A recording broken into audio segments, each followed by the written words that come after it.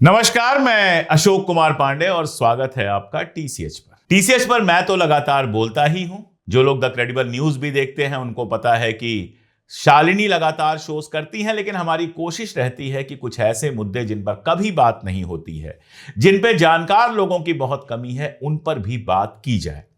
और इसीलिए आप देख रहे होंगे कि हमारे चैनल पर डॉक्टर पीएस वोरा लगातार इकोनॉमिक इश्यूज पर, आर्थिक विषयों पर बात कर रहे हैं। देखिए, होता क्या है, योगी ने यह कहा, मोदी ने यह कहा, राहुल गांधी ने यह कहा, या फिर ट्रंप ने यह कहा, खामनेई ने यह कहा, नेशनल इंटरनेशनल पॉलिटिक्स तो डिस्कस होती ही रहती है।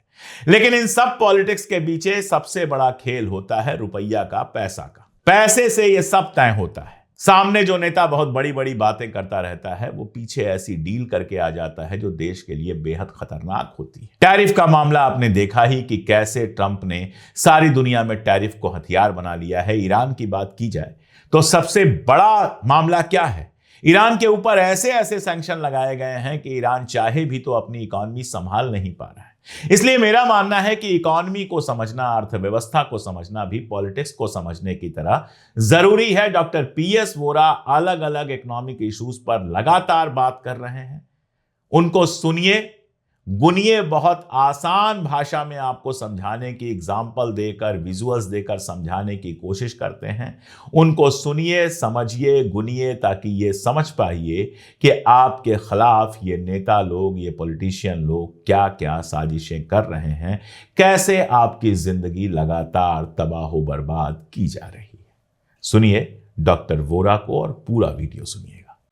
दोस्तों, बीते कुछ अच्छे से भारतीय समाज में और मीडिया के द्वारा आर्थिक विकास को जो चर्चा की जा रही है, वो जमीनी हकीकत से बहुत पीछे है।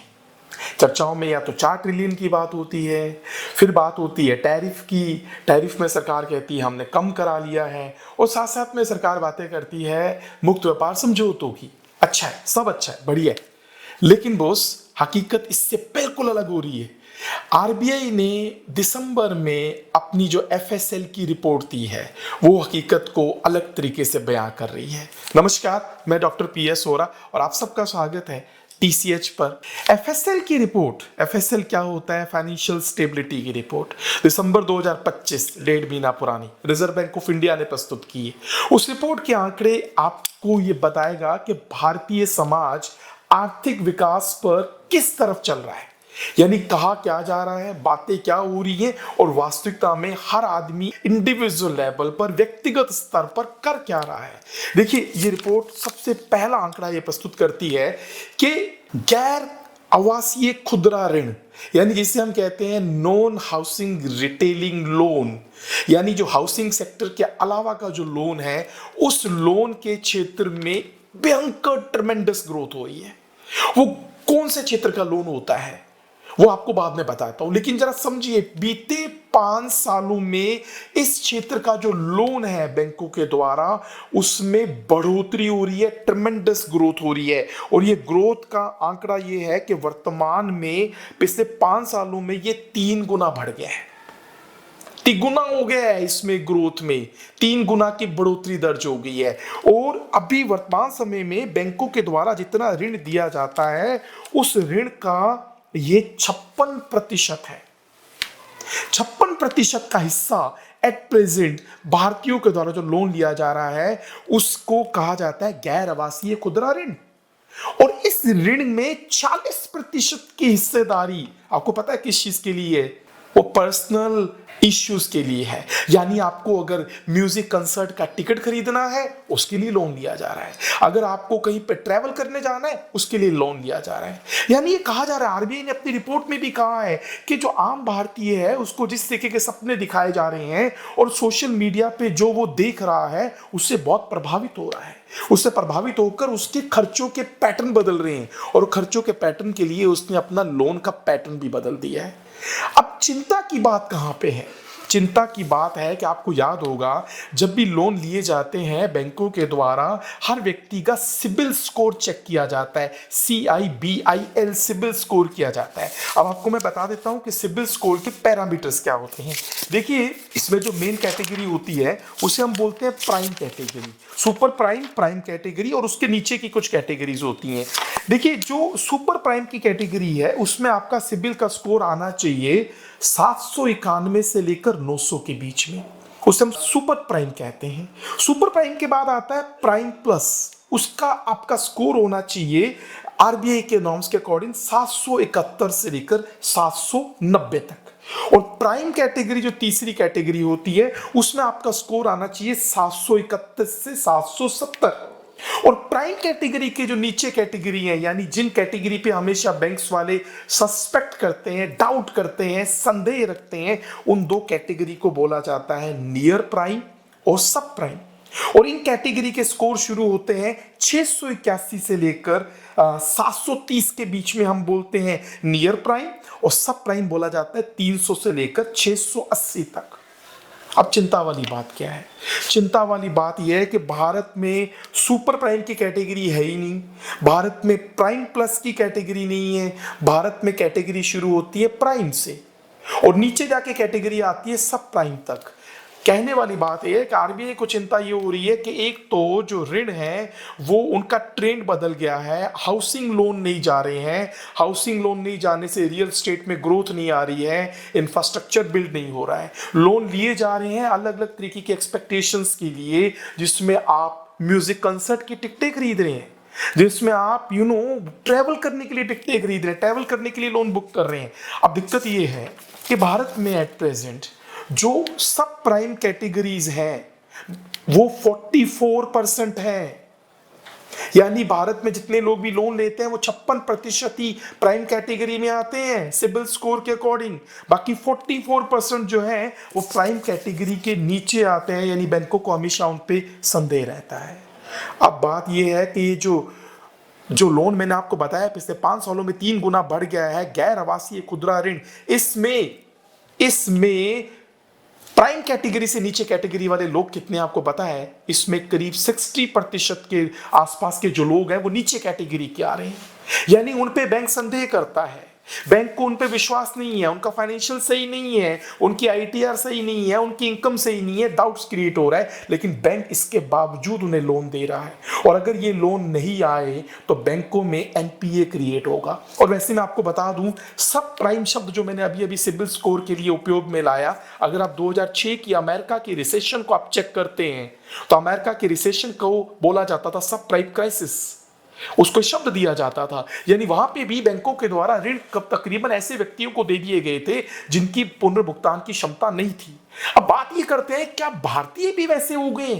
क्या वो उनकी कैपेबिलिटी नहीं है, उनकी स्ट्रेंथ नहीं है, उनकी ताकत नहीं है, लेकिन उसके बावजूद वो लोन ले रहे हैं? हाँ, ये सही है। पहली बात तो ये है कि भारतीयों का नेचर बदल गया है, सोशल मीडिया उन्हें बहुत इन्फ्लुएंस कर रहा है, और दूसरा चीज देखिए कि सपने उन्हें दिखाए जा रहे हैं, उन्हें कहा जा रहा है आप तो 4 ट्रिलियन के हो गए हैं, आप तो बड़ी तेजी से आगे बढ़ रहे हैं, तो उन्हें एक तरीके से उन सपनों पे, सब्ज बाग पे उन्होंने विश्वास करना शुरू कर दिया है। लेकिन वो इस हकीकत को नहीं जानते हैं जो तस्वीर का दूसरा डरावना पक्ष है। दूसरा डरावना पक्ष ये है कि अगर हम पिछले 10 सालों में, 15 सालों में नौकरियों की ग्रोथ पे देखें तो Naukri.com के डेटा आपको ये बताते हैं कि पिछले 10-12 सालों में नौकरियों में कितनी ग्रोथ आई है। वो डेटा मैं आपके साथ शेयर करता हूं Naukri.com के डेटा के अकॉर्डिंग। फाइनेंशियल ईयर 2010 से 2020, यानी 2010 जब मोदी सरकार नहीं थी और 2020 जब मोदी सरकार आ चुकी थी, यानी 2010 का वो टन्योर जब यूपीए की सरकार थी और 2014 का से ऑनवर्ड्स वो टन्योर जब मोदी सरकार है। इस पिछले 10 सालों में 2010 से 2020 में भारत में ऑल इंडिया लेवल पर Naukri.com ये कहती है कि जो नौकरियों की ग्रोथ है वो 11% थी। उसमें भी IT सेक्टर में जो ग्रोथ आई थी, क्योंकि भारत का युवा इन दिनों एक बड़ी लंबी तादाद में B.Tech करता है और IT सेक्टर में जाना उसका सपना होता है। IT सेक्टर में जो ग्रोथ थी वो 16% थी, रिटेल में जो ग्रोथ थी वो 13% थी। एवरेज ग्रोथ जो थी भारत में 2010 से 2020 में वो 11% के आसपास थी, लेकिन 2020 से लेकर 2025 तक बीते 5 सालों में ये ग्रोथ 3% रह गई है। 3%। हालांकि अभी दशक पूरे होने में 5 साल बाकी है। देखते हैं कि पिछले दशक में 11% का ट्रेंड सेट हुआ था, क्या अगले 5 सालों में ट्रेंड सेट हो पाएगा, 11% के लेवल पे पहुंच पाएगा? इन बीते 5 सालों में 3% का ग्रोथ रहा है। हाँ, मैं मानता हूं कि इस बीते 5 सालों में कोरोना महामारी भी रही है, लेकिन क्या हम सिर्फ इसे पोस्ट महामारी को खत्म हुए 3 साल हो चुके हैं कि इसे आज तक हम क्या इसे कोविड का इफेक्ट माने? क्या इसे हम नहीं माने कि आर्थिक नीतियों में कहीं ना कहीं एक तरीके से कंट्रोल वीक हुआ है, कहीं ना कहीं रोजगार नहीं मिल रहा है, कहीं ना कहीं प्राइवेट इन्वेस्टमेंट नहीं है, कहीं ना कहीं सरकार का फोकस इसमें वीक हुआ है। और जब नौकरियां नहीं मिल रही हैं, नौकरियों का डेटा इतना रिड्यूस हो रहा है, और उस दशा में भी जब आप ये देख रहे हैं कि लोन का वॉल्यूम, वो भी कौन सी लोन, किस चीज के लिए? संपत्तियों के निर्माण के लिए नहीं। लोन का ट्रेंड क्या है? लोन का ट्रेंड जा रहा है इच्छाओं की पूर्ति के लिए। इच्छाओं की पूर्ति पर जब आप लोन ले रहे हैं और उसमें भी आपका सिबिल स्कोर प्राइम से सब प्राइम की तरफ बढ़ रहा है, तो ये बहुत बड़ा थ्रेटनिंग है। इसके अलावा एक और कंपनी है, उसने अपनी एक रिपोर्ट दी है। वो रिपोर्ट में तो बड़े ही अजीब से डेटा है जो और डराते हैं। 2016 से 2025 निफ्टी 50, आप जानते हैं एनएससी का बहुत बड़ा सेंसेक्स है, निफ्टी 50, उसमें 50 कंपनियां रजिस्टर्ड हैं। उन 50 कंपनियों में 2016 में करीब 22,87,469 लोग काम करते थे। 2025 में अब वहां पे कुल एम्प्लॉय हो गए हैं 49,28,077, यानी तकरीबन 10% एम्प्लॉय बढ़ गए हैं।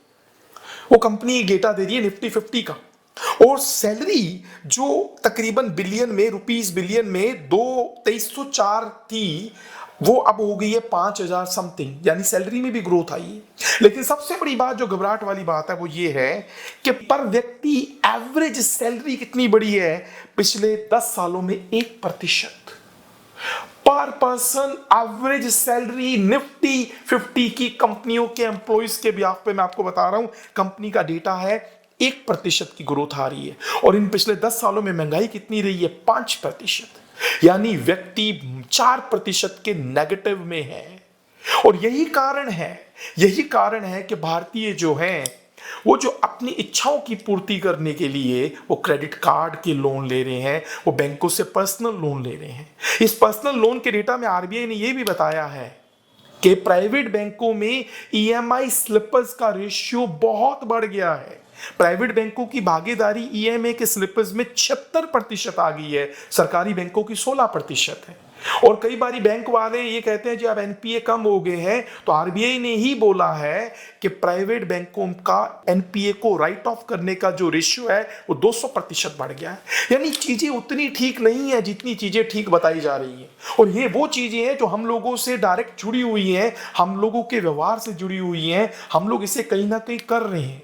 हमें समझना पड़ेगा नौकरियां नहीं बढ़ रही हैं, हमें समझना पड़ेगा अगर नौकरियां बढ़ भी रही हैं तो सैलरीज की जो ग्रोथ है वो उतनी नहीं बढ़ रही है। हाँ, ये एक इसमें हम एक बेनिफिट ऑफ डाउट दे सकते हैं कि हम लोग वेस्टर्न कंट्रीज के जैसे उतने अभी एक तरीके से हम लोगों के नेचर में उतना अशांति नहीं हुआ है, या ऐसा समझ लीजिए हम इतने बेफिक्र नहीं हो गए हैं कि हम सेविंग्स नहीं कर रहे हैं।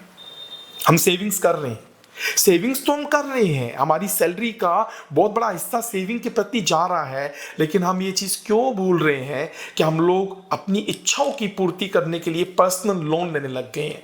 अब उस पर्सनल लोन की ईएमआईज का जब आपके वेतन पे स्ट्रेस पड़ने लगेगा तो आपकी जो सेविंग्स हैं वो डेफिनेटली रिड्यूस होंगी।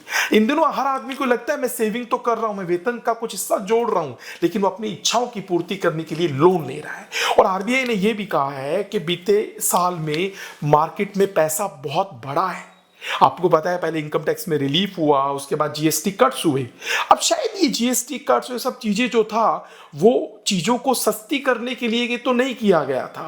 वो किस लिए किया गया था वो आपको पता है। सरकार ने अपने पैर पे खुद कुल्हाड़ी मारी है, उसके माध्यम से सरकार के रेवेन्यूज कम हुए हैं, लेकिन आम आदमी इस चीज को समझ ही नहीं पाया और दिवाली पर 6 लाख करोड़ की बाइंग कर गया।